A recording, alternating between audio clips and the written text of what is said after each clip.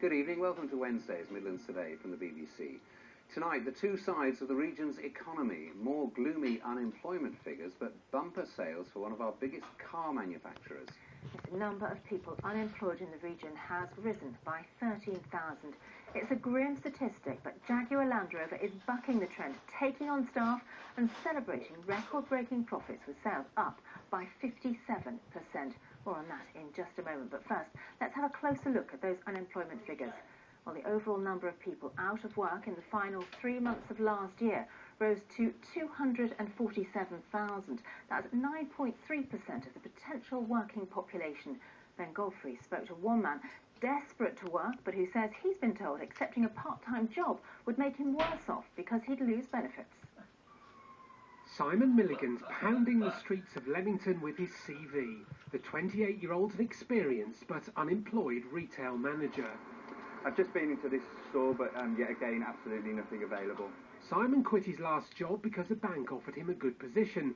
When he left, the bank changed its mind, withdrawing their offer. There's a role here that's 10 hours a week over 5 days, so that's in essence 2 hours a day.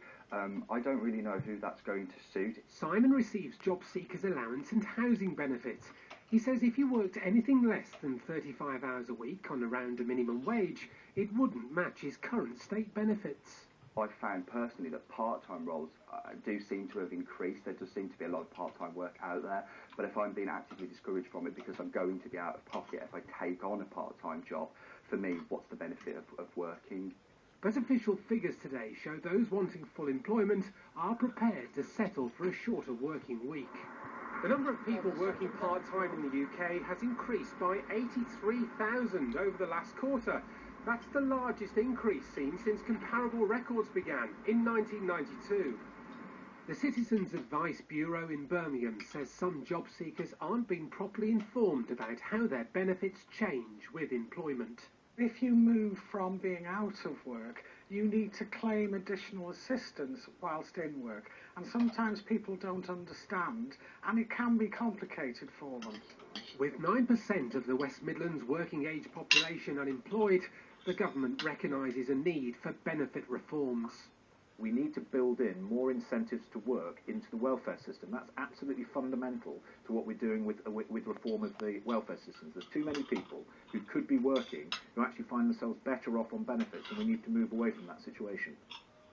Simon Milligan told me his 6 months out of work has brought bouts of depression. He insists he doesn't want to be on benefits, but he says he's left with little choice.